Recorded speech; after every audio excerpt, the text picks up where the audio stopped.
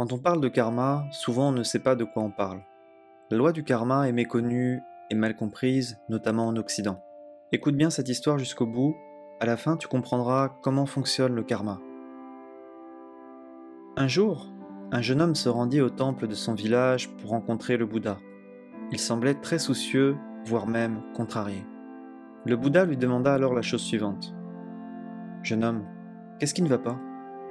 Le garçon lui répondit alors. Mon père est mort hier soir. Il s'est effondré juste après le dîner. Je me sens tellement mal. Je ne m'étais pas préparé à ça. Le Bouddha reprit. Mon grand, tu dois préparer les funérailles de ton père. Tu dois donner le meilleur de toi-même pour lui rendre le plus bel hommage. Le jeune homme avait les larmes aux yeux. Il était très ému. Il demanda alors au Bouddha la chose suivante. Seigneur, pouvez-vous prier pour mon père? Pouvez-vous être le maître de cérémonie pour les funérailles de mon père? J'aimerais tellement que ce soit vous. Mon père a fait des bonnes choses dans sa vie, mais il a aussi fait de mauvaises actions, et j'aimerais tellement que le ciel accueille son âme. Seigneur, il n'y a que vous qui pouvez prier pour que le ciel l'accueille. Le Bouddha l'écoutait attentivement, il l'observait comme un moine en pleine séance de méditation. C'est alors qu'il lui répondit. Jeune homme, rends-toi au marché et achète 2 pots de terre. Apporte-moi un peu de beurre et quelques cailloux pour remplir les 2 pots. Le garçon se rendit tout de suite au marché pour acheter tout ce que le Bouddha lui avait demandé. 1 heure plus tard, le jeune retourna au temple avec un grand sac contenant les 2 pots de terre, le beurre et les cailloux. Il pensait que tout ça servira à préparer les funérailles de son père. Le Bouddha lui demanda alors « S'il te plaît, remplis un pot avec le beurre et un autre avec tous les cailloux. Ferme bien les pots et scelle-les. » Le garçon se mit à la tâche. Il semblait perplexe. Il ne savait pas pourquoi il devait faire ça.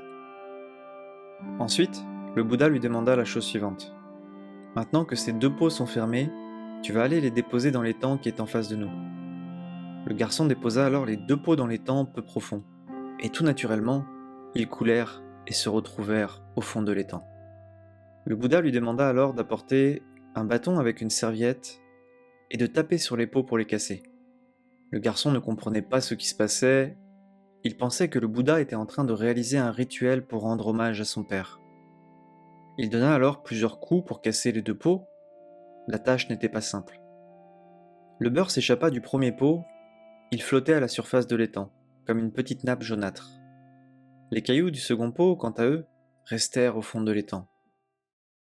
Le Bouddha s'exprima solennellement. Maintenant, il faut qu'on prie pour que les cailloux remontent à la surface et pour que le beurre puisse couler au fond de l'étang.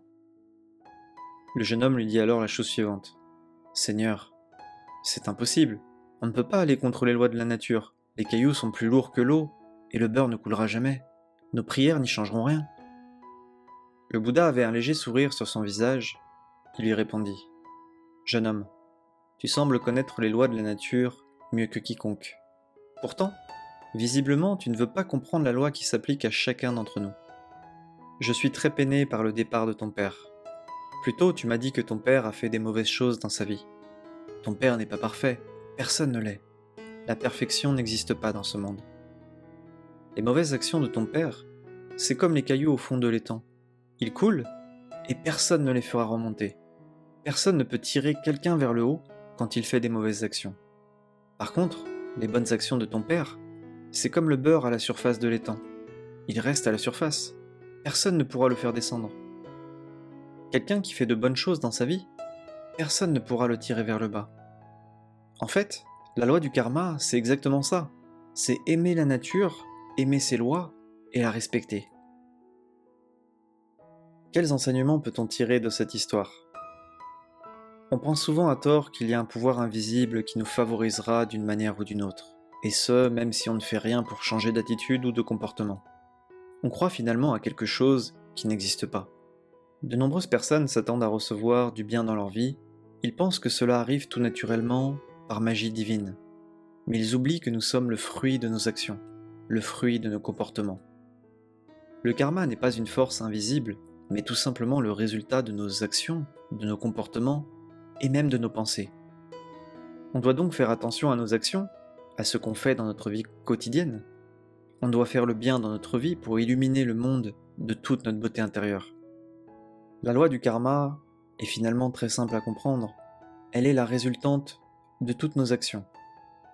N'oublie jamais que ce sont tes actions qui déterminent ton karma et rien d'autre. De cette manière-là, tu ne croiras plus à des forces invisibles qui pourraient t'apporter du bien ou du mal dans ta vie. Ce ne sont que des fausses croyances.